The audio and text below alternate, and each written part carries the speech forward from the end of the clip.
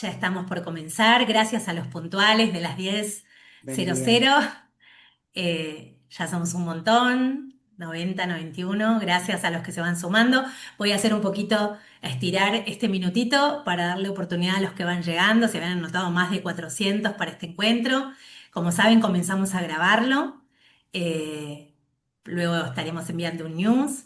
Gracias a los que saludan por el chat. Muy bienvenidos a todos. Vamos entonces a comenzar con un saludo de bienvenida. Este es el encuentro 16 del ciclo Pensar e Innovar de la Universidad de San Andrés, liderado por Martina Rúa. Hoy vamos a conversar sobre el arte de contar historias relevantes. Bienvenidos a todos los que van llegando, gracias por sus saludos en el chat. Los invitamos a tener la cámara prendida para tener feedback de ustedes y el micrófono apagado para preservarnos del ruido ambiente. Gracias a todos los que están ahí. Como anticipaba, estamos grabando para después poder compartir el link del encuentro. Ya están con nosotros nuestros invitados. Bienvenidos a ellos. Está con nosotros Daniela Dini. Si quieren pasamos un slide. Así ya los vemos en pantalla, muchas gracias. Están con nosotros Daniela Dini. Daniela es periodista, speaker, asesora en comunicación. Ha comenzado en los últimos tiempos a trabajar en la Universidad de San Andrés, haciendo algunas colaboraciones. Súper bienvenida, Dani. Y Manuel Libenson. Manuel es doctor en lingüística, profesor de la casa, coordinador de nuestro programa Oratoria y Storytelling. Muy bienvenido, Manu, es un placer tenerlos a los dos aquí y por supuesto está con nosotros Martina Rúa, nuestra host en Pensar e Innovar, especialista en innovación y productividad.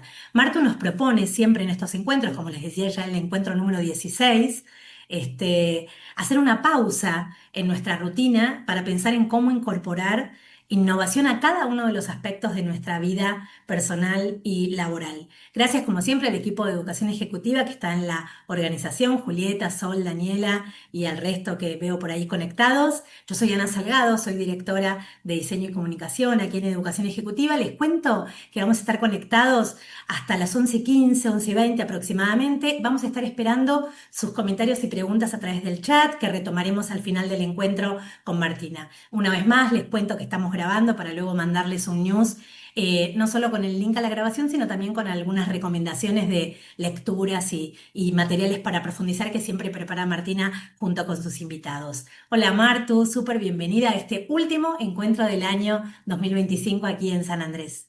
Hola Ana, bienvenidos, bienvenidas, ¿cómo están? Pónganse cómodos a este Pensar e Innovar, el arte de contar historias relevantes.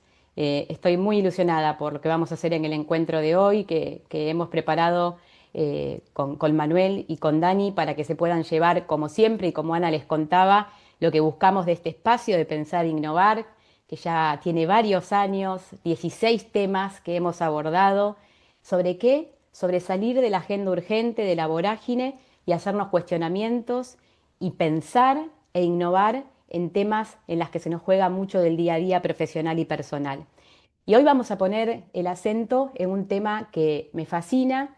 Primero quiero saludar brevemente a Manu y a Dani que están ahí. Manu, bienvenido, ¿cómo estás? Buenas, buenas, ¿cómo va, Martu? Un placer enorme estar acá con ustedes. Muy Realmente bien. un gusto. Gracias, Manu, bienvenido y en un ratito ya vamos a escucharte. Dani, Dini, bienvenida, ¿cómo estás? Muy bien, Martu, un honor para mí estar acá. Gracias y buenos días a Bueno, todos. bienvenida Dani y bienvenidos a todos ustedes que se están sumando y que están invirtiendo esta hora y piquito con nosotros hoy aquí. Como les contaba Ana, pueden ir dejando todas sus preguntas en el chat, que las vamos a recoger hacia el final del encuentro. Aprovechen porque estamos con dos storytellers expertos que día a día están como, con personas como ustedes tratando de pensar, de entrenar y de dar lo mejor en cada una de nuestras comunicaciones. Ya vamos a empezar a andar ese camino. Algunas ideas breves que preparé para arrancar con este encuentro, para luego escuchar a nuestros expertos. Me encanta el nombre que elegimos para este encuentro, ¿no? El arte de contar historias relevantes. Creo que cada una de las palabras de esta invitación que preparamos para ustedes tiene un sentido profundo, ¿no? Es un arte. Es un arte de lo que vamos a hablar hoy. Es una actividad humana que utiliza recursos plásticos, lingüísticos, sonoros y corporales para expresar ideas, emociones y una visión del mundo, creando obras que pueden ser apreciadas por los sentidos y la mente. Ya empieza a tomar relevancia esto, ¿no? El arte de contar. Contar, ¿qué es contar? Narrar un relato a través de palabras, a través de imágenes, a través de silencios con el cuerpo. Se trata de entretener, de enseñar, de persuadir, de negociar, de que me compren la idea, de que me escuchen, de conectar. Vamos a tratar de pensar las historias. ¿Y qué son esas historias? ¿Son gigantes? ¿Son grandes historias o pueden ser historias pequeñas, cotidianas, simples o hasta que parezcan a veces que no tienen tanto para decir? Bueno, vamos a ver cómo pueden ser esas historias. Y me gusta mucho la palabra relevantes, porque creo que acá tenemos que empezar a preguntarnos, ¿relevantes para quién? ¿Relevantes cómo? ¿No? Relevantes para el público que está ahí, ¿lo conozco? ¿Lo conozco en serio? ¿Relevantes para mi historia? ¿Relevantes para lo que quiero lograr? Bueno, todo esto es lo que vamos a tratar de empezar a recorrer en unos minutos. Yo tengo un montón de cuestionamientos, o sea, tengo el puño no lleno de verdades, sino el puño lleno de preguntas, y eso es lo que quiero hablar hoy con los chicos. ¿Las historias tienen que ser siempre wow? ¿O pueden ser historias chiquititas de esas conversaciones cotidianas que tenés? Yo puedo mejorar mi storytelling, mis historias para una conversación, para cuando tengo que dar una clase, para cuando tengo que convencer a mi hijo de algo. ¿Sirve también para eso? ¿Tengo que trabajar el qué o tengo que trabajar el cómo? ¿O tengo que trabajar los dos? ¿Hay uno que sea más relevante que el otro? Cuando pensamos en ¿la relevancia para quién? Como les decía hace un rato. Fuera del aire, antes de comenzar, compartía un poco la frustración cotidiana que tengo por mi profesión, ¿no? Yo tengo esta suerte y este privilegio de sentarme todas las semanas con públicos muy diversos, ¿eh? En una semana misma puedo estar con marketers, médicas estéticas, ayer estuve con cerealeros y hoy a la noche voy a estar con banqueros, con personas muy distintas. Y lo que veo es una subestimación muy profunda del valor de la comunicación corporativa como una habilidad estratégica para obtener los resultados que queremos. Entonces, seguramente muchos de ustedes tengan algunos roles laborales en los que puedan seguir, o profesionales en los que puedan seguir aumentando esta habilidad. Y ahí ya también tiramos un dato. ¿Es una habilidad o no? ¿Es un don o es una habilidad? Bueno, de eso vamos a hablar también hoy con nuestros expertos. Encuentro en las personas a las que escucho y con las que me quiero quedar y con las que me convencen y con las que quiero seguir escuchando tres claves que me interesan y que hoy también vamos a conversar, que tienen que ver con la autenticidad, la entrega y la preparación sobre lo que estamos haciendo. Hace algunos años escribí para Negocios en la Nación una historia donde traté de hablar con 7 grandes storytellers expertos de la Argentina, entre los que está Manu también, para entender qué es lo que ellos aprenden formando y acompañando a profesionales que tienen que contar sus historias, ¿no? De toda esta nota, que por supuesto mañana van a recibirla con el newsletter que preparamos para ustedes, como en todos los encuentros, hay algunas ideas que traje porque quiero seguir desarrollando en un rato con los chicos.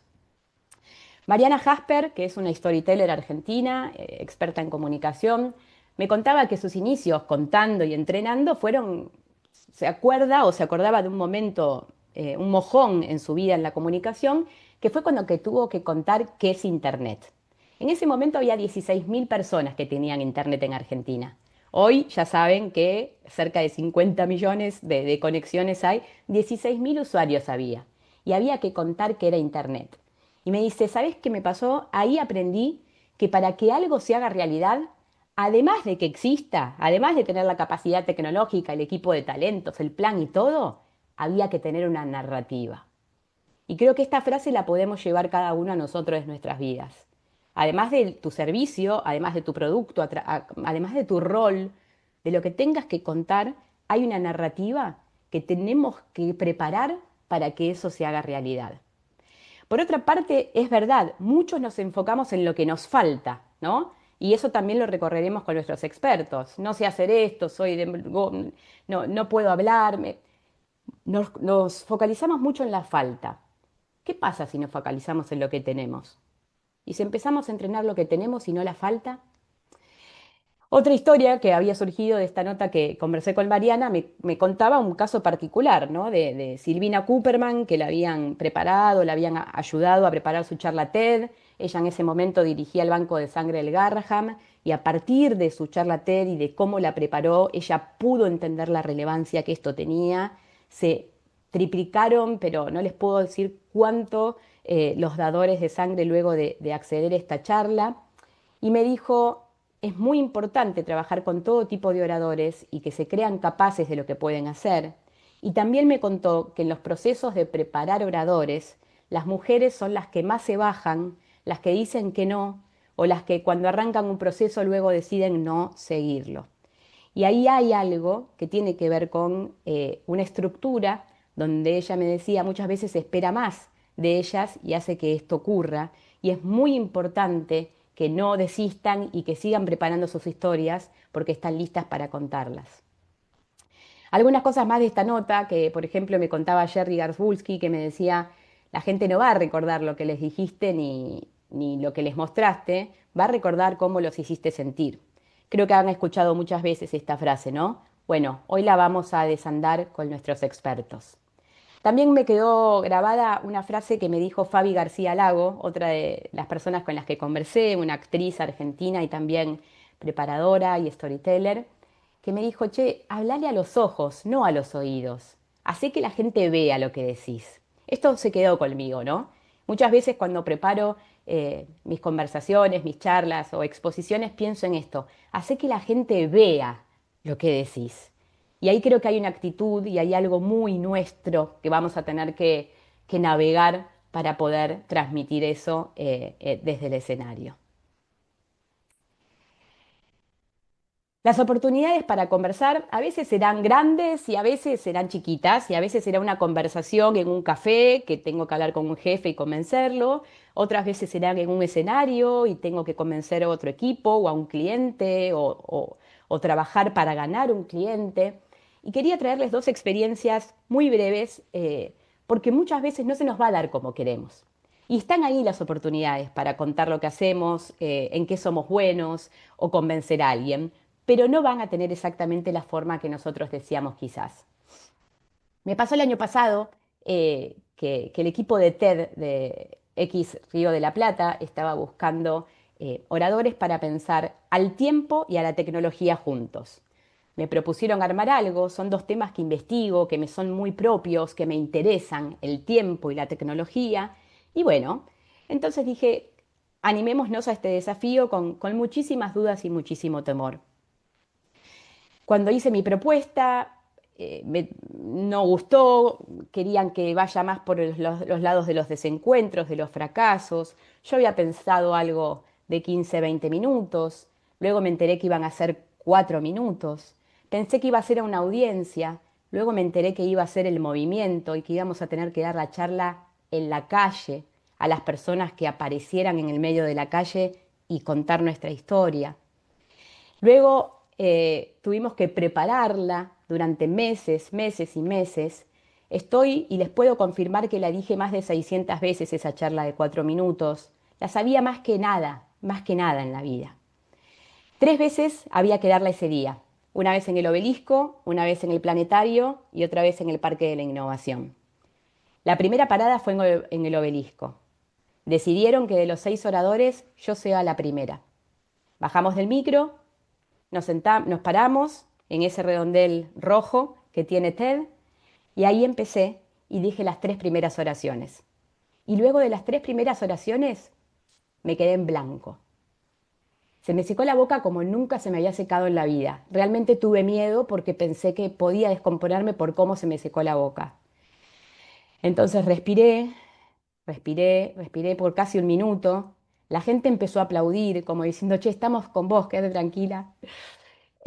Respiré, hasta que en un momento encontré luego de buscar en mi cabeza, en mi mente y en esas 600 veces que había repetido la charla, encontré lo que seguía. 2 minutos enteros pasaron hasta que pude volver y hacerla. Luego la pude repetir un poco mejor la segunda vez y la tercera más o menos también. Nada como yo hubiese querido y como la había preparado. Segunda experiencia. El año pasado, el equipo de IDEA, que es un equipo de empresarios argentinos, donde se reúnen todos los años para hablar de hacia dónde va la Argentina y los negocios, me convocaron para hablar de innovación. Tuve una audiencia con un montón de CEOs de Argentina. Di una charla completa de 1 hora y luego de varios días me enteré que habían pensado en varios y que yo había quedado seleccionada para participar de IDEA.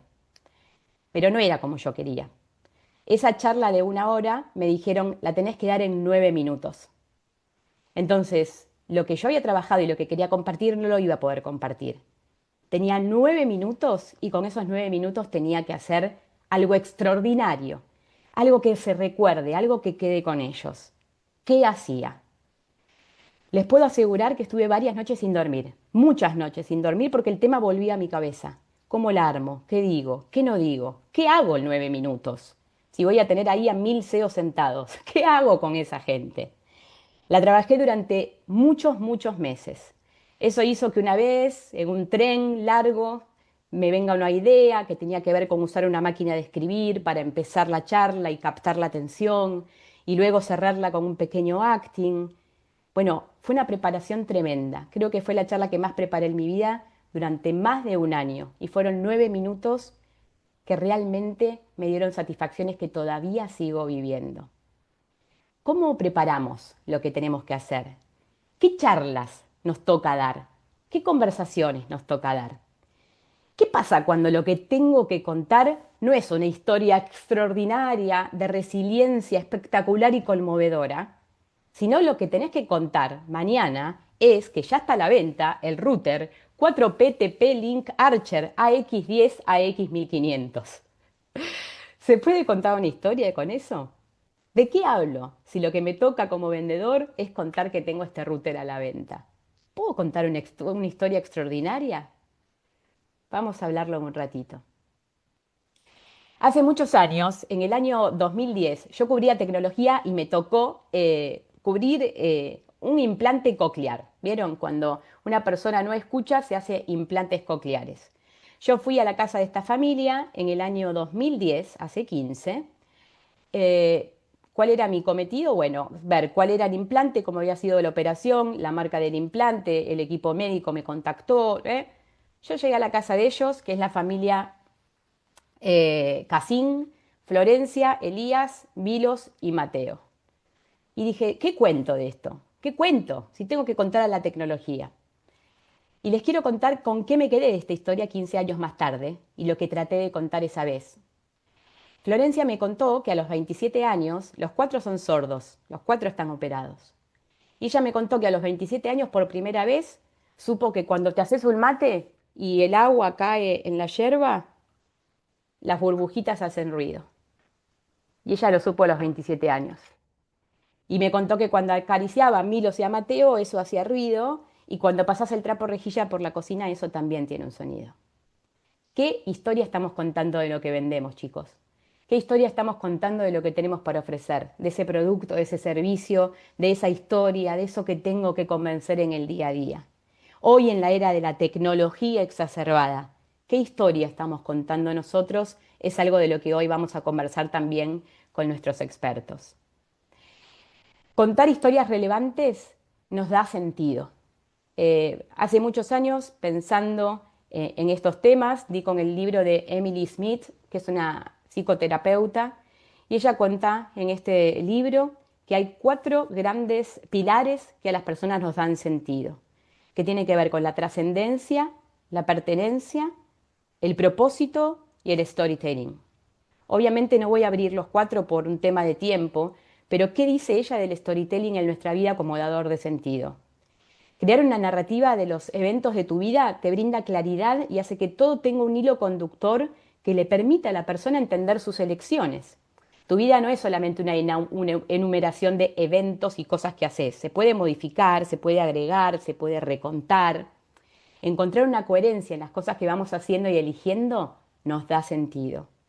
Así de poderoso y relevante es el arte de contar historias relevantes.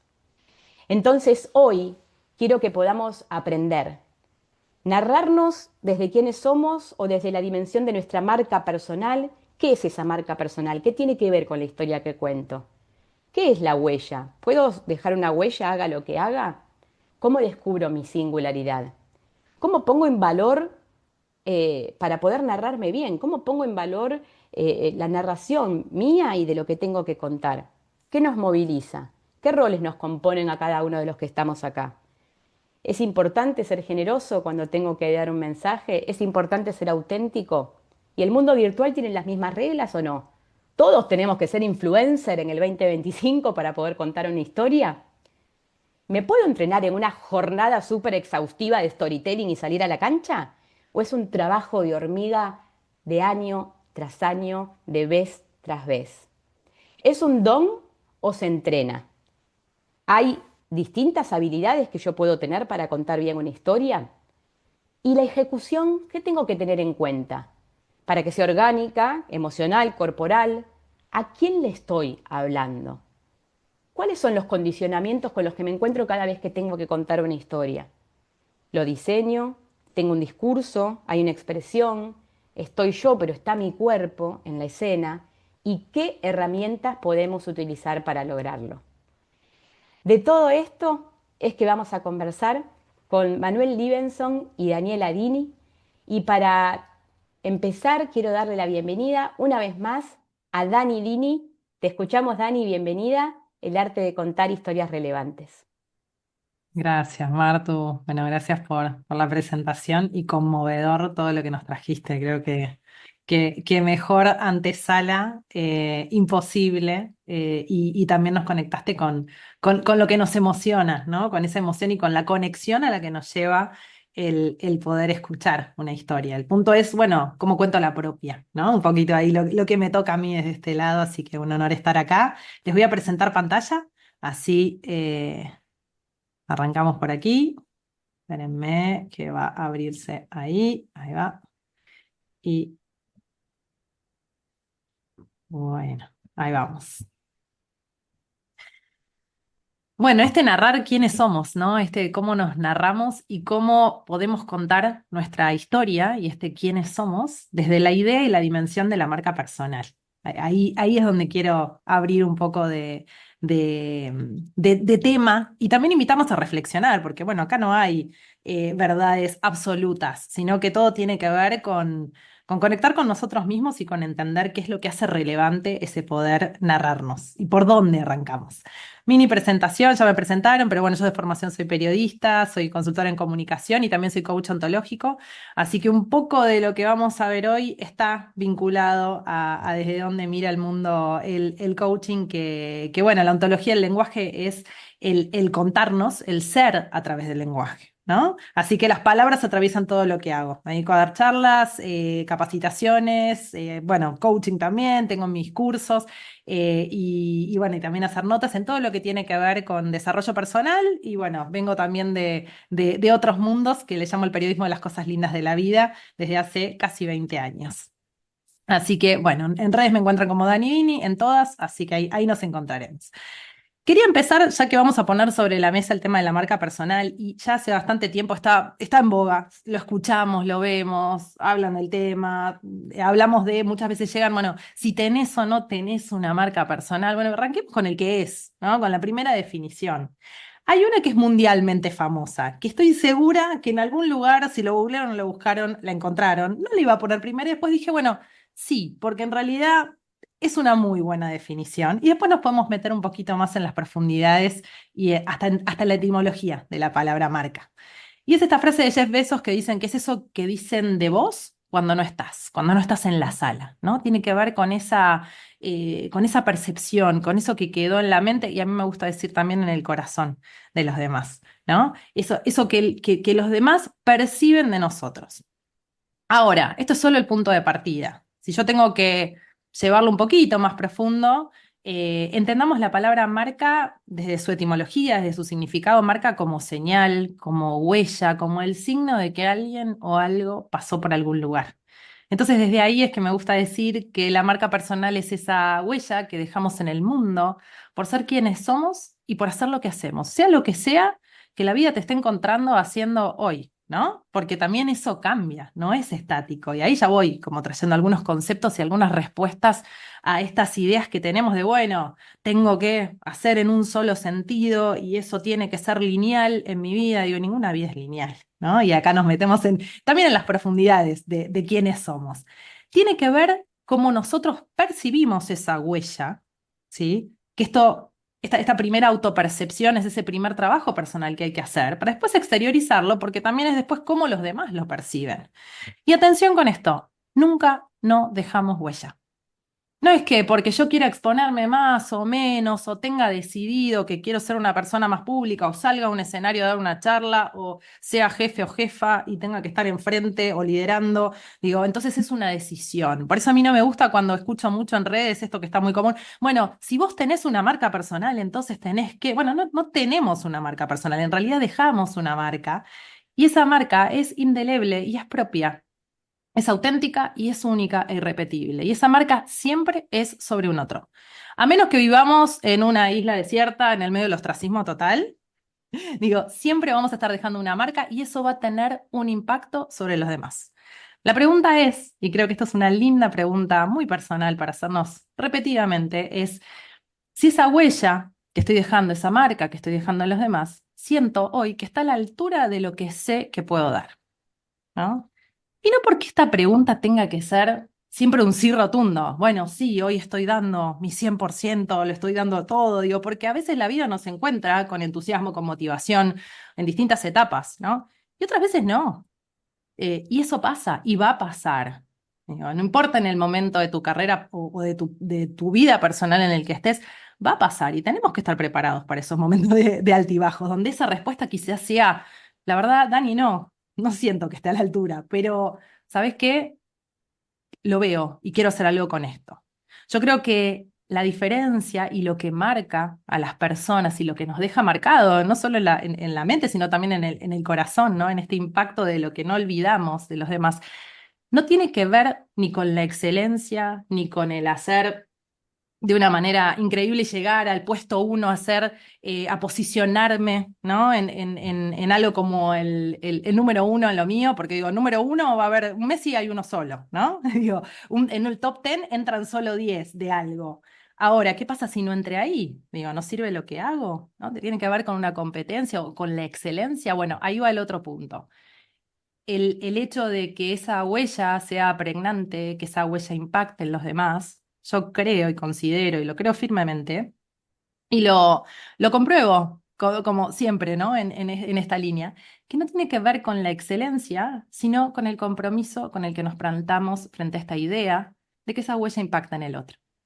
Hay una frase hermosa de Galeano que yo siempre la repito, es una de mis frases de cabecera, que dice que mucha gente pequeña en lugares pequeños, haciendo cosas pequeñas, es la que cambia el mundo, ¿no? Entonces, poder hacer desde ese lugar y hacer desde el compromiso de entender que desde esta marca personal que dejo, indefectiblemente dejo, si yo estoy comprometida, comprometido con ese impacto, bueno, ahí ya hay un impacto, valga la redundancia, enorme que voy a estar dejando en los demás, inevitablemente, ¿no? Y que nuestro paso por la vida tenga ese compromiso también le pone otro sabor a la vida. Recién Martu decía algo que me conmovió, ¿no? Esto de que de justamente nos pone sentido el poder narrarnos, ¿no? Si no, ¿para qué estamos? Entonces, un poco en esta profundidad en la que nos vamos metiendo, les quiero hacer una pregunta. Esta pregunta es para ustedes, ¿no? Para que puedan ir como esto, internalizando este concepto. Y arranca acá. ¿En qué te hace único? ¿Qué te hace única? Y quizás te lo pones a pensar y hay una sola cosa que te haga único o única. Hay una charla TED hermosa hablando, y Martu lo mencionó, lo citó en su nota de storytelling, que es un gran storyteller, Jerry Garbulski. Tiene una charla TED hermosa y un curso también que se llama El rompecabezas de la vida.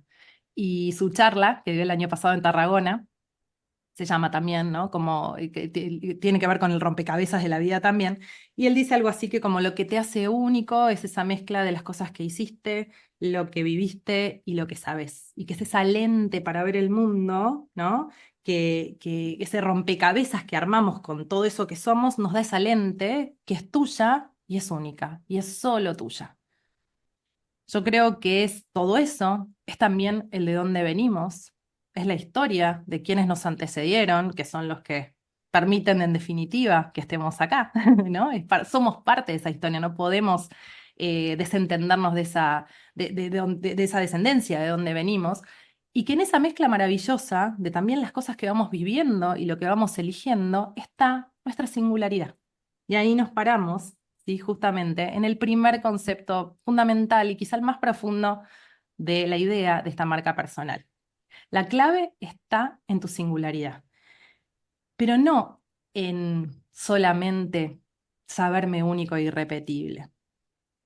Quiero que nos detengamos un segundo en esta frase, ¿no? Nosotros sabemos, y es casi como un cliché esta idea de que, bueno, no hay un ser humano igual a otro en el universo entero, pero pensalo de nuevo. No hay un ser humano igual a otro en el universo entero. Somos seres únicos e irrepetibles. La pregunta es, ¿qué vas a hacer con eso? Si realmente entendés que en esa singularidad hay un valor. No hay que hacer ningún esfuerzo para ser únicos e irrepetibles, en realidad, ¿no? El primero tiene que ver con hacernos cargo de eso, con comprometernos con esa singularidad. Y después viene el trabajo, ¿bien? Singularidad, autenticidad y autoconocimiento, yo creo que son las primeras 3 palabras clave cuando nos metemos y nos paramos desde la idea de singularidad, donde se construye, se trabaja y se honra esta idea de la marca personal. Y después decido qué hago con eso y cómo lo salgo a mostrar. Pero el primero, el trabajo es de adentro hacia afuera. ¿Sí? Siempre es así, el camino es siempre de adentro hacia afuera. Por eso autoconocimiento es parte. Muchas veces pensamos que esta idea de la marca personal es algo conectado al branding, cómo me construyo, cómo me salgo a mostrar, no está, no es nada más lejano a poder construir algo que no soy. En realidad tiene que ver con poder entender mi singularidad, entender mis habilidades, mis características, lo que quiero potenciar, lo que quiero también perfeccionar y hacer crecer, y después ¿qué decido salir a contar? Es el último eslabón de la cadena. Pero arranca en ese autoconocimiento profundo de quién soy, de cuáles son mis valores, de cuál es mi historia, de qué planta mi mirada frente a la vida. Empieza acá. Hay una frase hermosa que me encanta de Kevin Kelly, el fundador de la revista Wired, que dice, no seas el mejor, sé el único. Y tiene mucho que ver con lo que decía hace unos minutos, ¿no? Esto de que a veces nos obsesionamos con el hecho de que para poder salir a mostrar quién soy, tengo que estar en ese estado de excelencia, o ser el mejor, o ser el número uno. Digo, en realidad es poner en valor esa singularidad.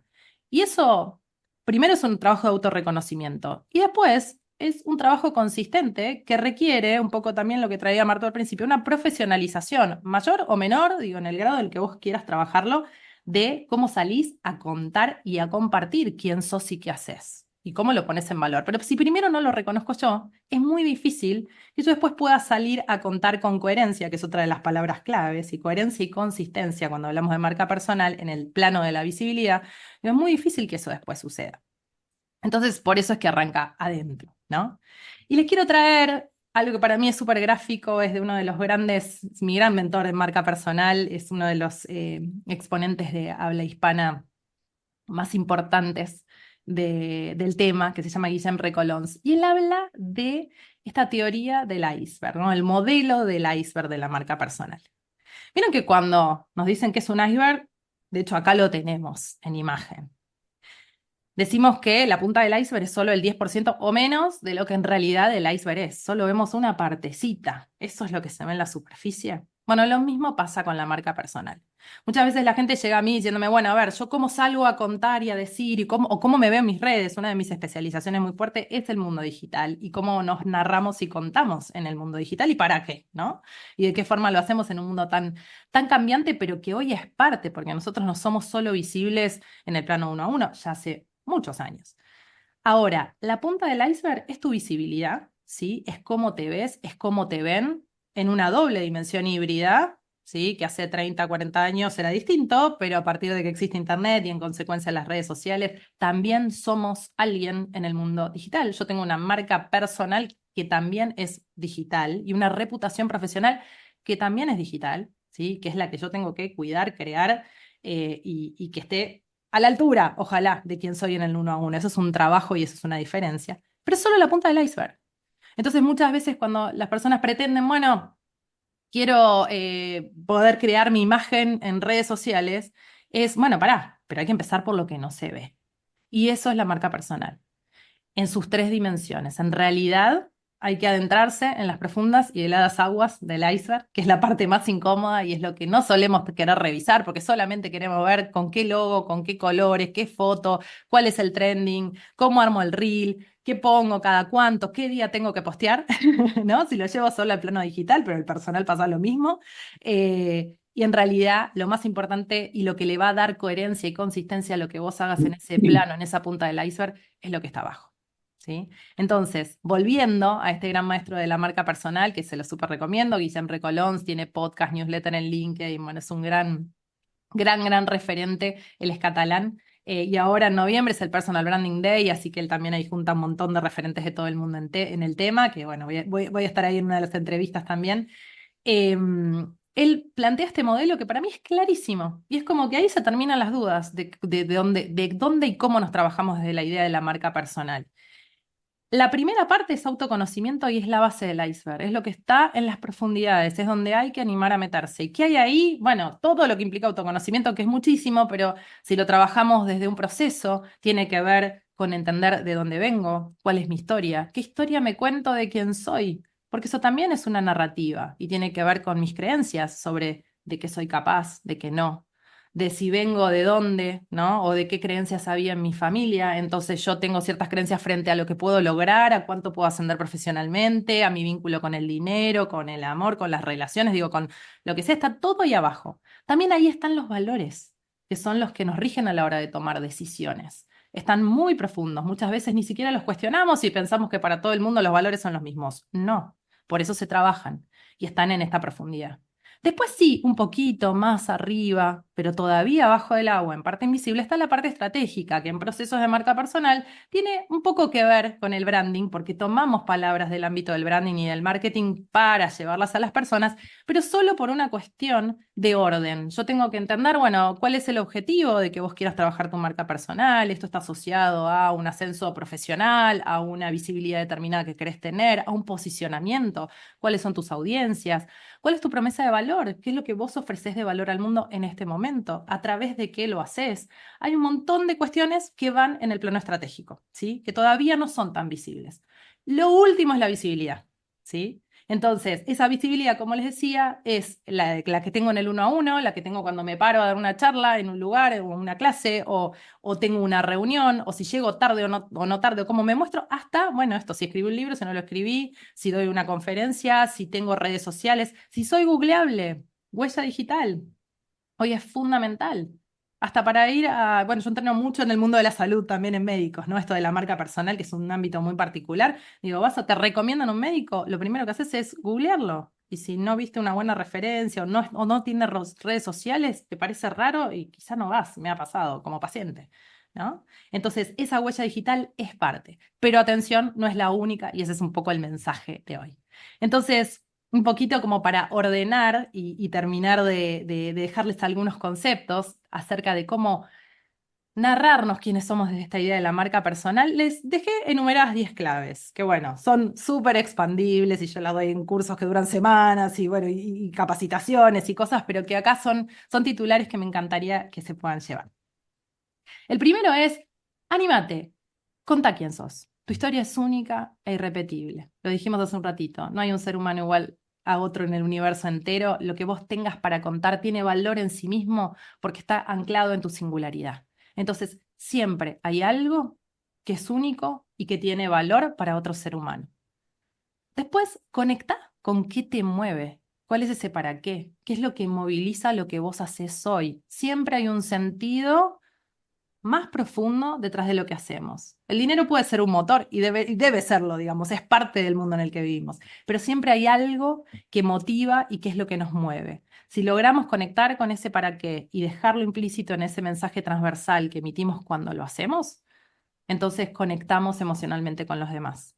Yo descubrí que la comunicación es parte transversal a todo lo que hago. Empecé como periodista de viajes hace casi 20 años y gastronomía y me encanta hacerlo, pero lo que me di cuenta a lo largo de los años y cuando me fui metiendo más en comunicar desde el desarrollo personal y la marca personal y acompañar a otros a comunicar, que en realidad lo que hago es justamente eso, ¿no? Como la comunicación lo atraviesa desde distintas formas, pero acompaña esos procesos de transformación, me gusta decir, ¿no? Entonces encontré en eso un sentido que se fue moviendo, no es único, ese para qué va a cambiar.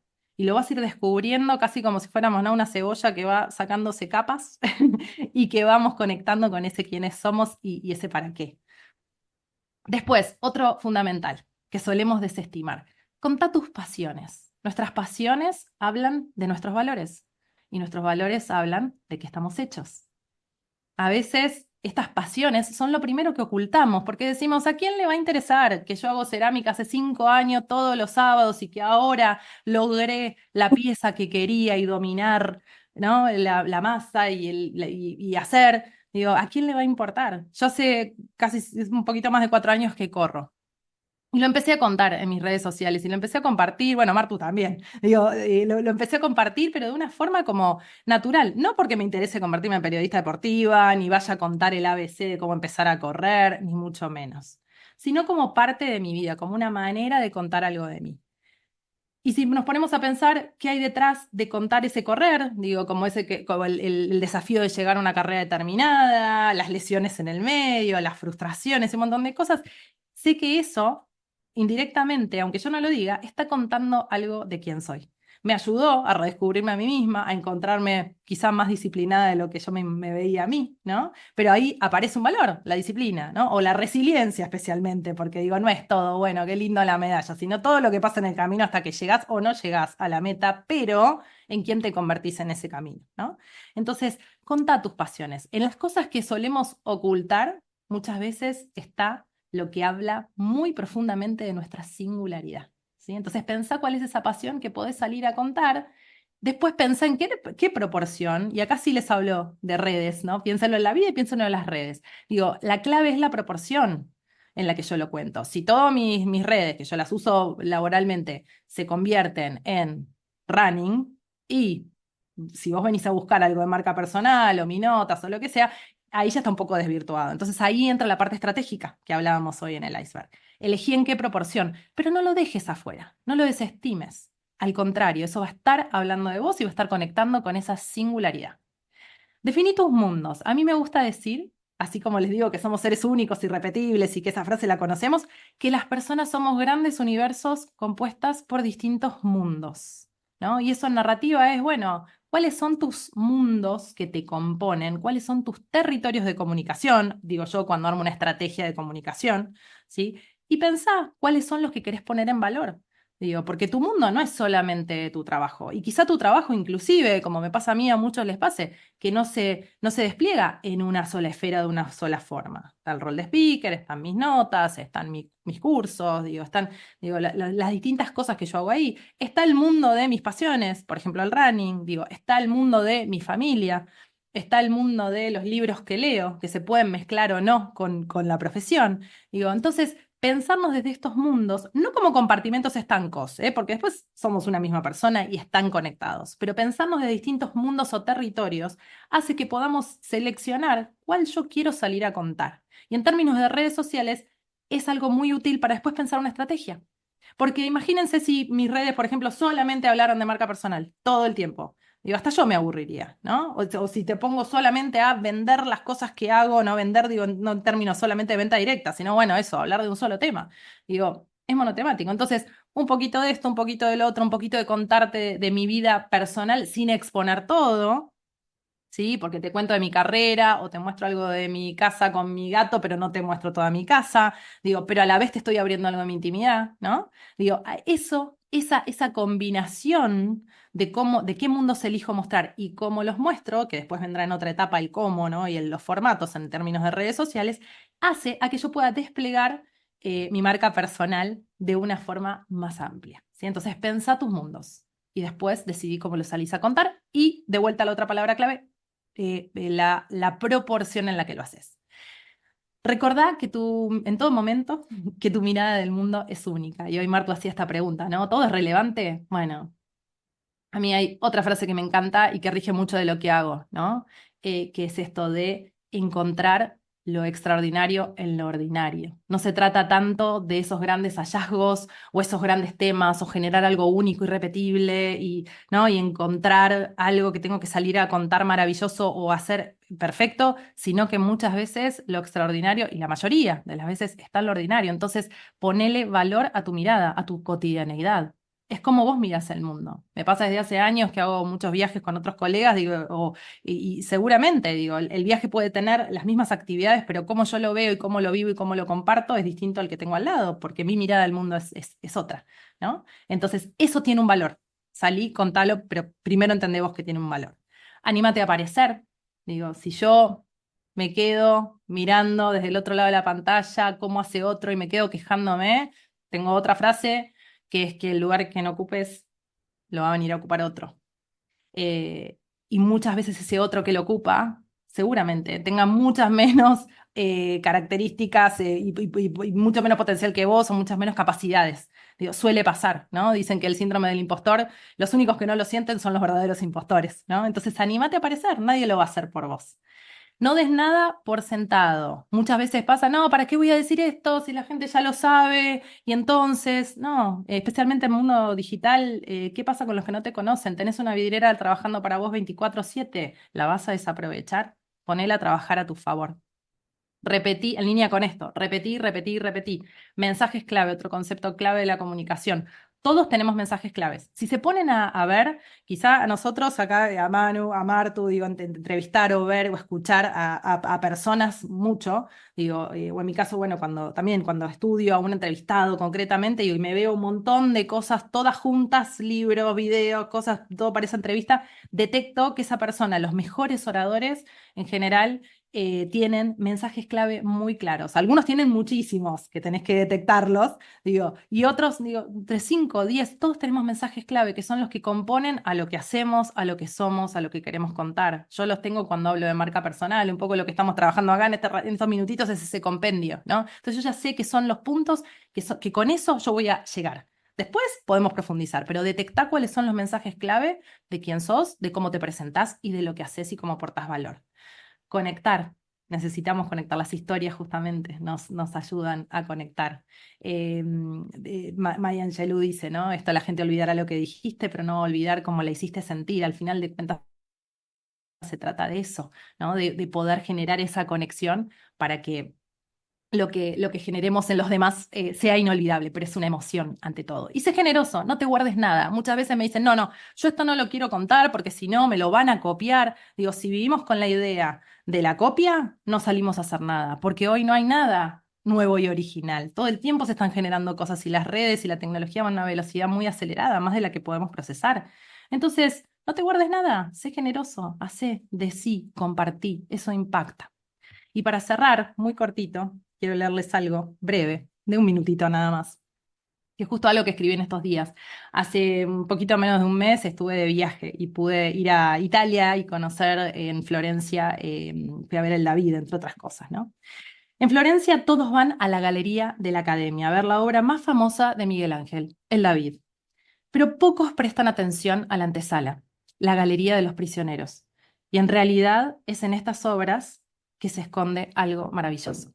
Son 4 esculturas inacabadas del artista que parecen luchar por salir de la piedra. Torsos, brazos y piernas que se retuercen como intentando liberarse del mármol. Miguel Ángel nunca las terminó y a la vez parecen representar en sí algo inimaginable. el potencial. Y les cuento por qué. Miguel Ángel creía que cada piedra tenía una figura escondida dentro y que su tarea era liberarla. Él decía, el mármol ya contiene la forma, yo solo quito lo que sobra. Estas obras me parecieron conmovedoras y una gran metáfora de cómo dentro de cada uno de nosotros habita esa versión superior. Esa que está ahí bajo el mármol aparente, que requiere de fe, paciencia y cincel. Todo aquello en lo que creía Miguel Ángel. La certeza de saber que ahí donde todos veían un bloque de piedra inerte, había una obra maestra esperando ser revelada. Quizás solo baste con creer y con ponerle trabajo también, como Miguel Ángel frente al mármol, que esa obra maestra habita en nosotros. Entonces, perdón, ahí está. Integra lo que haces con quien sos, honra tu singularidad, haces de tu valor, eso va a marcar la diferencia. Muchas gracias. Gracias, Dani. Cuánto y qué espectacular esta imagen final. Yo siento que te escuchaba y pensaba, todos debemos estar encontrándonos en esas obras, ¿no? No terminadas, tratando de ver cómo queremos ser, qué queremos comunicar. Tantas cosas que trajiste, ¿no? Pienso mucho en esto de cuál es mi recorte. Vos traías cómo contamos lo que contamos. Y me parece que si nos ponemos a focalizar en cuál es mi recorte, no hay otro, somos únicos en serio. ¿Cuál es mi recorte? ¿Cuál es mi experiencia? ¿Qué es lo que he vivido? ¿Qué me salió? ¿Qué no me salió? ¿Qué cuento? ¿Qué no cuento? ¿No? Eh, eh, Experimento a lo largo de los años que cuando uno es más auténtico, trae quién es, de dónde viene, su vulnerabilidad, cómo salió, cómo no salió, el público empatiza de otra manera, ¿no? Sea un uno a uno, sea un escenario o sea en las distintas ocasiones de comunicación que tenemos. Eh, Mucho que me quedo pensando, me hiciste acordar a un trabajo que hice con Mercedes Corin, que también es una gran storyteller, que ella me ayudó a pensar en, si tuvieras que contarte, ¿qué es lo que vas a contar? ¿Cuál es el tweet, ¿no? Los viejos tweets que ya casi no existe X o Twitter, pero ¿cuál es el tweet que resume quién sos, ¿no? Y durante muchos meses trabajé en eso para tratar de buscar esa singularidad y habíamos llegado a un tweet que era, yo quiero ser la persona que cuente a la innovación de la manera más simple posible para tratar de englobar todos esos universos que tanto me apasionaban y en esas dos líneas encontré algo que me sirvió para luego tomar decisiones. Qué hacer, qué no hacer, con quién no hacerlo, qué contar, qué no contar. Entonces, una invitación para todos los que están del otro lado es, ¿cuál es ese tweet que ustedes quieren componer de lo que cuentan y cómo se cuentan? Vamos a seguir adentrándonos en este camino de storytelling y le quiero dar una gran bienvenida a Manuel Libenson. Bienvenido, querido Manu, y aquí Gracias, estamos para meternos en el escenario con vos. Bueno, fantástico. Yo no voy a usar presentación, me voy a tomar 10, 15 minutitos para compartir una pequeña reflexión con ustedes y obviamente abierto a recibir todas las preguntas que quieran hacernos por el chat. ¿Sí? Bueno, fantástico. Muchísimas gracias por esto.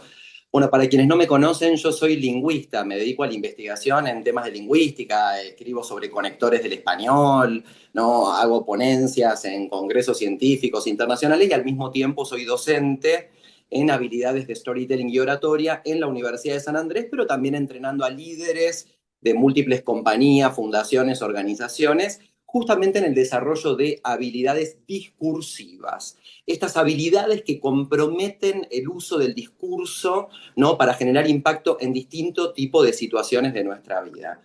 Lo primero que yo quisiera decirles como un gran aprendizaje a la hora de pensarse como contadores de historias es entender que el arte de contar historias es un campo de habilidades. Eso es lo primero que me encantaría que tengamos en cuenta. Porque si bien no hay un solo día de nuestra vida que no estemos contando historias, de hecho uno va al supermercado, no encontró papel higiénico, vuelve a la casa y ya está contando algo, porque es la manera de darle sentido a la experiencia. Es algo que tenemos muy a la mano, pero que sin embargo no tenemos muy entrenado, justamente porque lo tenemos como muy pegado al cuerpo, ¿no? Esta capacidad de hablar pensamos que se nos viene dada de manera innata, natural. Entonces, bueno, pensamos que hablamos bien, o nos expresamos mal, o tenemos ciertas limitaciones, y pensamos que eso es como que nos viene dado. Yo creo que es interesante empezar a pensar que todos tenemos un trabajito para hacer ahí con lo que traemos, con nuestra capacidad de argumentar, con nuestra capacidad de contar, con nuestra capacidad de expresar. Podemos hacer realmente mucho para trabajar y salir del estado de síntoma, no realmente, el estado de síntoma es ese estado de me pasa qué. Me pasa que no sé organizar mi historia, me pasa que me siento monótono contándola, me pasa que no me sé cómo conectar. Bueno, ¿cómo paso de ese estado donde pareciera ser que las cosas me pasan y no puedo hacer nada a un estado de habilidad, que implica un estado de autoobservación, de conciencia? Eso es lo primero, ¿no? Decir, bueno, muy bien, ¿cómo hago para observarme, para trabajarme, para tomar conciencia sobre estas habilidades que son tan naturales en mí, pero que sin embargo no las tengo trabajadas, ¿no? Desde un punto de vista más consciente? Y es ahí donde a mí me interesa mucho pensarlo así, porque tenemos a la oratoria y al storytelling asociado como a las grandes figuras, ¿vieron? Los grandes oradores, las grandes oradoras, los grandes políticos. Y yo creo que más bien hay que verlo como un trabajito de hormiguita, con lo que hay, cómo se puede trabajar. Y se los digo realmente de haber entrenado a personas con todo tipo de déficits y trastornos del lenguaje, personas que han tenido probablemente una ACV, perdieron la capacidad de habla y aún así entrenando pueden realmente dar un salto de calidad en esta capacidad de expresión, en esta capacidad de contar lo que somos desde el lugar en el que estamos. Entonces, lo primero que me gustaría dejarles es eso, ¿no? Con lo que hay, ¿cómo me puedo entrenar? ¿Cómo puedo ganar un poquito de conciencia? Bueno, para mí hay tres niveles de habilidad que son fundamentales para desarrollarnos en este arte de contar historias. Porque una cosa es contar historias, otra cosa es el arte de contar historias. Esto es lo mismo que en cualquier arte, ¿no? Una cosa es bailar en el casamiento, ¿no? Otra cosa es el arte de ser bailarín, ¿no? Una cosa es dibujar, otra cosa es el arte de ser dibujante. El arte implica una conciencia, herramientas, técnicas, trabajo, habilidades. Y en ese sentido está bueno entender las vinculadas a storytelling, cuáles son esas habilidades, ¿no? ¿Qué es lo que vale la pena entender y desarrollar? Después de haber estudiado mucho, yo creo que hay tres niveles fundamentales de habilidad que vale la pena desarrollar y un poco que los quiero plantear de algún modo polémicamente. Lo primero a tener en cuenta, y un poco se vincula mucho con lo que dijo Dani, tiene que ver con las habilidades de diseño, ¿no? ¿Con qué herramientas yo estoy diseñando, ¿sí?, ese planteo verbal, ¿no?, que construye mi historia? ¿Con qué herramientas estoy diseñando la historia que quiero contar sobre el router del que hablaba Martina? ¿Con qué herramientas estoy diseñando la historia de los resultados trimestrales que tengo que exponer en la próxima reunión? En líneas generales, y no sé si tiene que ver esto con la primacía de cierto tecnicismo, la inteligencia artificial, la era de los datos, veo que en general, cuando la gente tiene que dar mensajes, diseña sobre la base de un modelo basado en transmisión de información. Y lo veo todo el tiempo esto. Lo veo en conversaciones, lo veo en presentaciones. Sin ir más lejos, fíjense en general cómo diseñamos una conversación.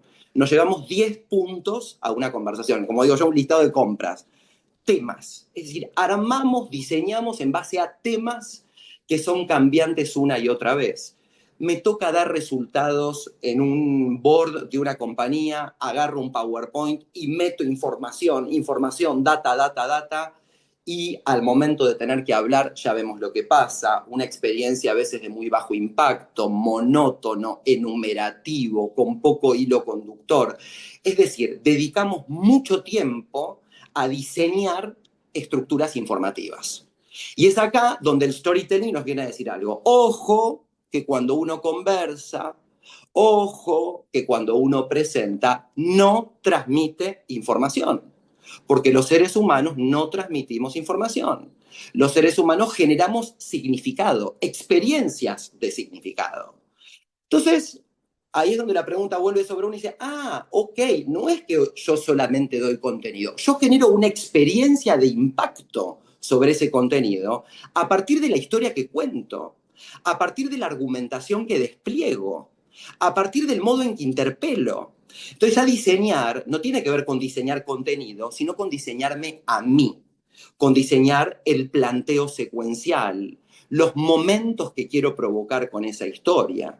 los recursos con los que quiero trabajar cada uno de esos momentos. Yo siempre le digo eso a la gente, piénsenlo en el uno a uno. ¿Cómo diseñar una conversación bajo una lógica que no sea simplemente informacional, listado de puntos, a una lógica narrativo secuencial, es decir, donde tengo en cuenta los momentos de una conversación?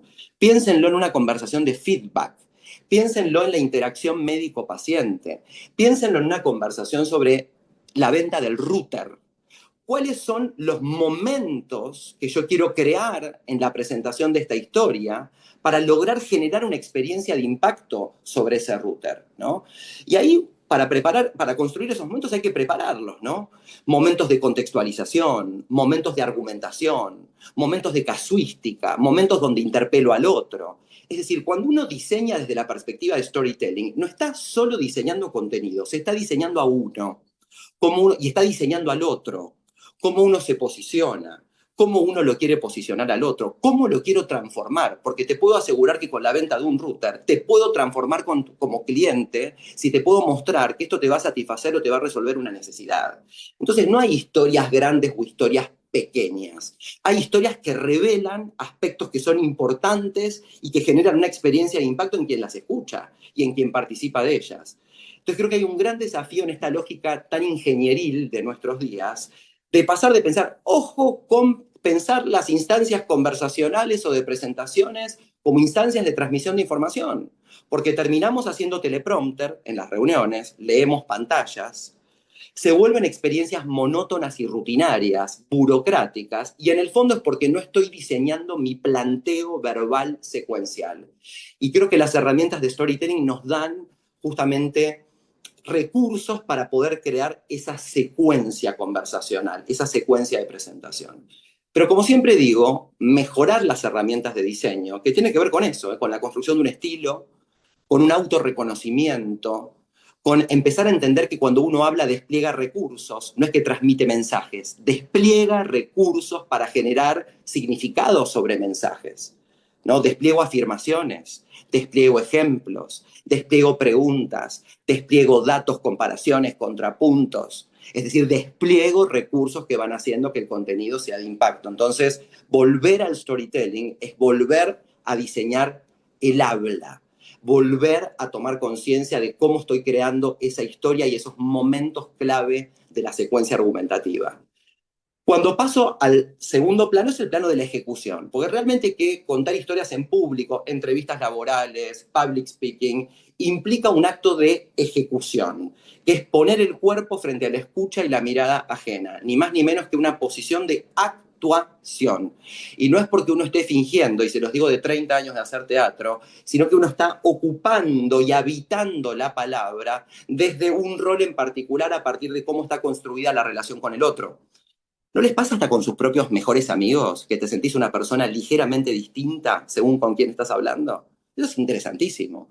Uno puede ser que, no sé en qué creen ustedes, si creen en la esencia, en que uno tiene una esencia. Yo más bien creo que uno también te despliega voces y roles desde posicionamientos de actuación. Y así es como los padecemos o los disfrutamos, ¿no? En algunos posicionamientos se te traba la voz, tenés muletillas, vas y venís. En otros fluís como pez en el agua. Me lo decía el otro día un participante de un curso, me decía, qué loco lo que estás diciendo, porque yo que pensaba que tenía pánico escénico, hablando con mis jefes en el board de la compañía, ahora me doy cuenta desde esto que decís, que cuando juego al básquet, con todos mis compañeros de equipo, soy la persona que está al mando, la que da las instrucciones, la que ejecuta la coordinación. Entonces, eso es muy interesante para empezar a rescatar en este trabajito de hormiga.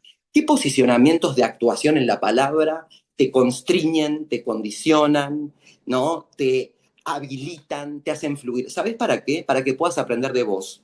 Y en lugar de repetir síntomas, puedas desde el análisis y la observación entender qué variables condicionan tu ejecución y cuáles otras son muy interesantes para ir al rescate de ellas y desde ahí aprender. Cuando uno está en el plano de la ejecución, yo siempre digo, y esto como para ir rapidito, está bueno prestarle atención al plano verbal y al plano no verbal. Ambos dos forman parte de la ejecución. Y cuando hablo del plano verbal y del no verbal, no nos confundamos. No estoy hablando de forma y contenido, ¿eh? No estoy diciendo que el contenido es lo verbal y que la forma es lo no verbal, porque según cómo hablo, la forma que le doy al contenido también, ¿no? Es decir, no habría información por un lado y contenido por el otro, sino que tanto el plano verbal como el plano no verbal hacen a la forma que toma el mensaje. Así se siente contundente, asertivo, respaldado, bien expresado, o si se siente descriptivo, plano, enumerado. No es que la información dura se comunicaría por un lugar neutral y luego aparecerían los condimentos expresivos, sino que las formas de desplegar lo verbal hacen al modo en que se viste la idea y cómo ella nos llega, ¿no? Y es ahí donde siempre me gusta decir que los seres humanos no transmitimos información cuando abrimos la boca. No habría educación, ¿entienden? No habría entretenimiento, no habría conversación si transmitiéramos información. Generamos sentido cuando hablamos. Entonces ahí es donde uno dice, ¡ah! Claro, uno genera sentido, no es que uno traduce ideas con ceros y unos cuando habla. Uno hace cosas con las palabras. ¿Qué cosas hacemos? Porque es un instrumento que utilizamos todo el tiempo y entendemos muy poco de ese instrumento. Sabemos de inteligencia artificial, sabemos de todo, de metodologías de trabajo, sabemos de acá, de respiración. Ahora yo te digo, ¿cuáles son los actos de habla básicos que desarrolla un ser humano para generar significado? A duras penas los podemos enumerar. Entonces, está bueno siempre volver ahí y rescatar algunos. Siempre digo, contar, acto fundamental, porque saben que en el contar es la base de la humanidad, es lo que hace que nos separemos del resto de los animales. El contar tiene que ver con trascender la experiencia del aquí y el ahora y justamente materializarla en un relato que lo hace trascendente y comunicable. Es la base de la cultura, de los valores, de la política y de la lógica. Entonces, siempre digo, cuando uno ejercita el arte de contar, tiene que ver con el arte de conectar ideas, porque en general, cuando se habla del arte de contar, se habla mucho de la conexión emocional, ¿no? Con el otro, en los mundos, pero también la lógica. Los niños aprenden la lógica a partir de los relatos que les contamos. Primero aprendemos la lógica temporal a través de las historias y después la causal. La temporal es que hay un hoy, un ayer y un mañana. Vieron que los bebés de 6 meses no tienen esa lógica, es como que en un eterno presente las criaturas, hasta que a través de los cuentos empiezan a construir una secuencia, un hilo conductor. Caperucita Roja vivía en el bosque con su madre, un día salió del bosque, y así es como después hablamos de los resultados de la compañía. Hace 3 meses identificamos una oportunidad, ¿no? En el inventario de planta a partir de tal cosa, nos propusimos estos objetivos. La lógica temporal es la base de la experiencia humana y es la que se canaliza por medio de la narrativa. Y por otra parte, la lógica causal, yo siempre digo, todo bien con la conexión emocional, pero en las historias nada es porque sí. Si algo aparece en una historia es porque tiene que tener una relación de causa o consecuencia con lo anterior. Entonces también encontrar eso. Y ahí me agarro de lo que decía Martina y de lo que decía Dani, ¿no? Tengo una entrevista laboral. De repente hago un registro de mi vida donde encuentro conexiones causales que me permiten identificar hitos que cobran sentido en las conexiones de cara a esta situación y a este interlocutor.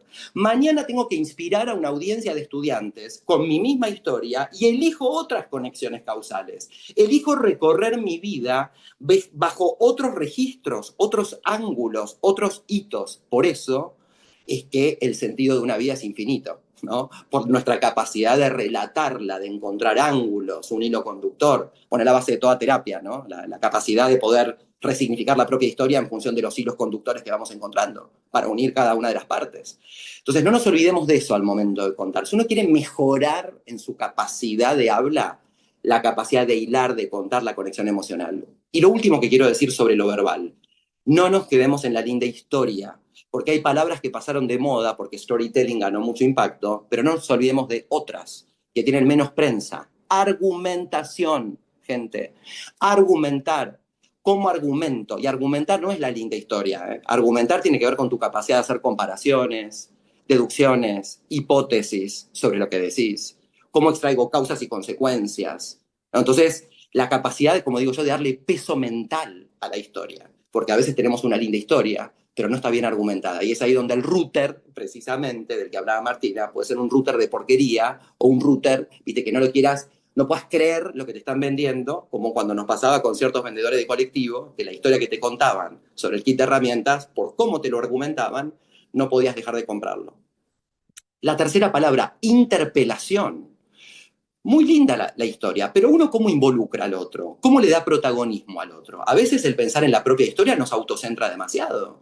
¿Por qué no pensar en cómo nuestra historia es una herramienta para interpelar a otros, para inspirar, para generar acción dentro de la compañía, para desarrollar oportunidades, para agregar valor? Me gusta esta idea de pensar el storytelling como herramienta de interpelación, no vender humo, sino al contrario, generar accionables, involucrar, dar protagonismo al otro en la venta, en la conversación, interpelar desde lo mental, desde lo emocional, desde lo actitudinal, desde lo verbal. Y una cuarta palabra que es clave si uno quiere desarrollar este arte, tiene que ver con la plasticidad y es la habilidad de reformular. No te quedes tranquilo, tranquila con que una vez contaste una historia y te funcionó, porque te cambió el interlocutor, cambiaron las circunstancias y tenés que reformular todo. Lo que le pasó a Martina, una versión de 1 hora la tuviste que hacer en 9 minutos a la velocidad del rayo. Y reformular tiene que ver con eso, con buscar esa plasticidad, esa capacidad de adaptación del vocabulario, del registro, de la forma, de la extensión. Y lo último, vinculado al plano no verbal, y con esto ya me cayó la boca, tiene que ver con el plano expresivo. Tanto las historias escritas como las historias orales afectan nuestra experiencia de lectura, de escucha, de comportamiento por cómo están expresadas. Y el cómo están expresadas tienen que ver con elementos que forman parte de la música que cuentan esas historias. La paleta tonal. El tono de la voz no es el maquillaje que le agregamos, es el modo en que construimos escucha, el modo en que accedemos a nuestras propias voces, el tono cómplice, el tono didáctico, ¿no? El tono amoroso, ¿no? El tono vehemente, el tono apasionado. Qué lindo es entender que la escucha no es que está dada de antemano, sino que uno la va prefigurando como un artesano a partir de un recorrido que uno va haciendo sobre el camino tonal, como en la música, que escuchamos a Edith Piaf sin siquiera saber francés muchas veces, y solamente por el tono de la música y de la voz no podés dejar de escucharla. No se produce un magnetismo ahí. Es cuán interesante es esto de entender, como decía Darwin, ¿no? Que si hay vida, hay expresión, ¿entienden? Porque es el mecanismo mismo de la vida el que podamos expresar estados mentales, estados emocionales, y un poco que aunque no quieras, se te van a expresar, como cuando te dicen, ay, estás enfermucha, ¿qué te pasó en la cara? Estás un poquito pálido, ¿no? Porque la vida se manifiesta así. Entonces, el obrar sobre esos elementos que destilamos, como el tono de la voz, es algo maravilloso. También el ritmo, la fluidez, la proyección de la voz.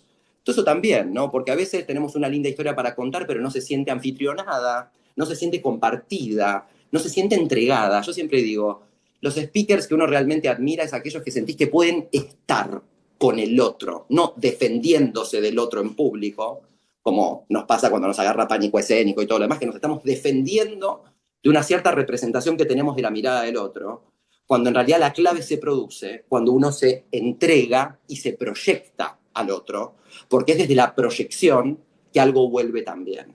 Entonces creo que también el storytelling tiene que ver con eso, ¿no? Con la capacidad de proyectarnos desde una experiencia memorable, pero también para que nos vuelva algo, para poder aprender algo de nosotros mismos, para poder aprender algo, ¿no? Del vínculo, no solamente para contar lindas historias, ¿no? Entonces me parece que en ese acto proyectivo, sincrónico, de ida y vuelta, es donde uno se termina enriqueciendo. Bueno, hasta aquí yo no me quiero comer más tiempo. Ay, Manu, quedémonos todo el día, ya fue. ¿Podemos hacer un pensar e innovar de 3 horas la próxima, Ana? Yo creo que ya 1 hora y media no nos alcanza. A todos los que están ahí, no se vayan. Quedan 5 minutos y les prometo que todavía tenemos un poco más. No sé ni por dónde empezar, Manu. Tomé 20 páginas de notas entre Dani y vos, pero cuánto trabajo que tenemos todos para hacer, cuánto trabajo, cuántas habilidades para desarrollar en esta era donde todo parece una conversación de tecnología, volver a lo a lo primate, ¿viste? A contarnos, qué contamos, cómo lo contamos, a diseñarlo, a ejecutarlo, a interpelar. interpelo a mi audiencia? ¿Qué quiero que le pase, no?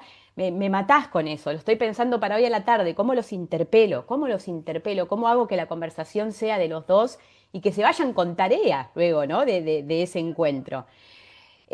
Voy a tomar dos preguntas rápidas porque les prometimos que antes de 11:30 vamos a terminar, pero realmente hay muchas preguntas muy interesantes del público que fue muy participativo y está muy agradecido con los dos. Manu, ¿cómo podemos identificar esos ángulos conectores para contar mejor ante diferentes audiencias? A mí me parece que lo que le da direccionalidad, viste, a cualquier instancia es la búsqueda de un propósito comunicacional, viste. Eso me parece que es lo que te permite articular todo, porque si tú... Y el propósito, mira, viste que es una palabra que está muy de moda, Martu, todo, viste, todo tiene que tener un propósito. Yo, perdonen, yo soy medio punky, yo la verdad que no soy muy del propósito. O sea, es como, yo soy más que la vida te sorprenda, viste, que ir viendo, pero ¿saben qué? Me parece que metodológicamente pararte en los pies del otro y entender qué sentido aporta contar esta historia a la situación, a la persona que me va a escuchar, al vínculo que quiero construir, es un primer lugar para empezar a desde ahí a motorizar el ángulo. Pues yo digo, che, para mi propósito es inspirar a estudiantes a que vean que hay un valor en desarrollar las ciencias humanas más allá de la tecnología. Mm, Ese es mi propósito. Bueno, muy bien. ¿Qué hitos voy a coleccionar para ir respaldando esa idea? Bueno, es como que ya te va llevando, te va dando una direccionalidad. Entonces me parece a mí que siempre la conexión se arma a partir de encontrar el propósito y como el argumento central mm, que vos querés hacer valer en tu charla, ¿viste? En el sentido de, bueno, ¿cuál sería la argumentación general que vos querés hacer valer? Y desde ahí recoger esos argumentos que te permitan construir por medio de relaciones, Martu, integradas. Porque, ¿viste lo de Steve Jobs cuando da esa charla de los puntos, connecting sí. the dots, ¿viste? Los puntos de la trama se unen al final? El tipo elige contar 3 historias, ¿viste? Mm, Son 3 momentos de la vida. Pero ¿qué es lo interesante? Yo siempre pienso, ¿por qué 3 y no 2? ¿Por qué 3 y no 8? Bueno, porque me parece que en esas 3 que eligió, viste, el mensaje central, que era conectar los puntos de la trama, se va alimentando de sentido. Y es como que el tipo no es que enumera historias separadas, sino que cada una le permite aportar un condimento de significado a la anterior que quizás no estaba presente en la historia anterior y todas abonan al mismo argumento. mm, ¿No? Entonces, y mm. ese argumento es con el que quiero inspirar a esta audiencia de jóvenes, ¿entendés? Entonces, me parece que hay como una especie de camino a la inversa, ¿no? Gracias, Manu. Dani, una pregunta y tiene mucho que ver con algo que vos haces mucho, que es cómo hago convivir cuando tengo varios roles, ¿no? Si yo hoy tengo una marca personal desarrollada en un área y quiero cambiar hacia otra, ¿cómo hago convivir eso? ¿Cómo lo modulo? ¿Cómo lo comunico para generar un equilibrio entre esos distintos roles, entre el que tengo, hacia dónde me quiero mover? ¿Cómo hago? Bueno, interesante. Interesante porque suele pasar porque, por esto que decías, ¿no? Hoy día, y creo que ahora en este momento de la historia lo tenemos más claro, pero es casi ridículo pensar que nuestras carreras, nuestras profesiones y nuestras elecciones de vida son lineales, ¿no? Me recibo de abogado a los 20 y pico y me Claro, ejerzo esa profesión hasta mi jubilación. Va a cambiar, porque va va a cambiando cambiar. el mundo, ¿no? Cambian nuestras profesiones con la inteligencia artificial, con las redes sociales, con todo lo que se va incorporando. Entonces, ¿cómo no vamos a cambiar nosotros y cómo no va a cambiar desde donde vemos ese quiénes somos y cómo nos mostramos? Entonces, entendiendo que eso es indefectible y que esos cambios van a estar, a la hora de comunicarlo, ¿sí? Primero pararme en esto, de que esto va a pasar, Mm, y segundo entender que yo puedo encontrar la forma de regular esa manera de contar y de empezar a compartir ese nuevo mundo, hablando de territorios y mundos en mi vida, de mm. una manera proporcional, coherente e integrándola. Entonces es, primero no la niegues. Entonces, yo durante mucho tiempo les contaba, periodista de las cosas lindas de la vida, gastronomía, viajes, durante muchos años mis redes sociales, ahora hablo en términos digitales, pero aplica a todo, ¿eh? Pasa que sirve visualizarlo en términos digital, de comunicación digital.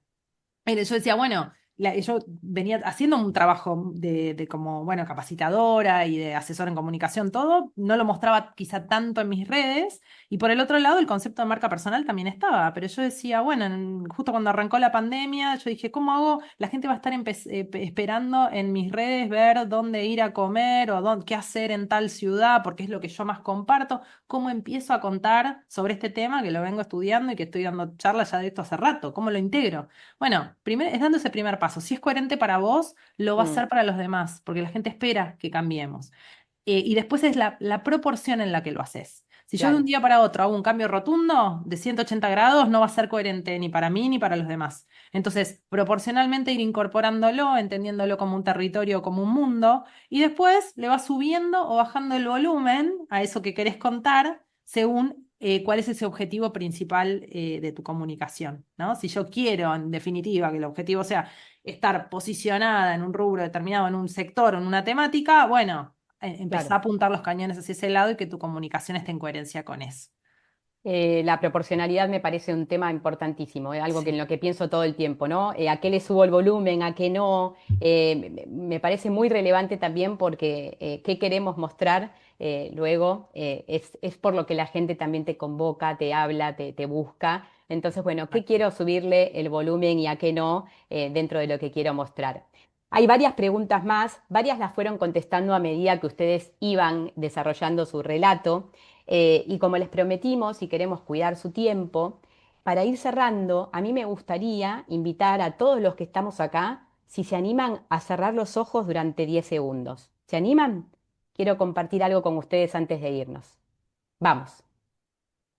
Esta frase tiene 5 palabras. Aquí hay otras 5 palabras. Está bien escribir frases así, pero muchas juntas suenan monótonas. Escucha lo que está ocurriendo. La lectura se vuelve aburrida.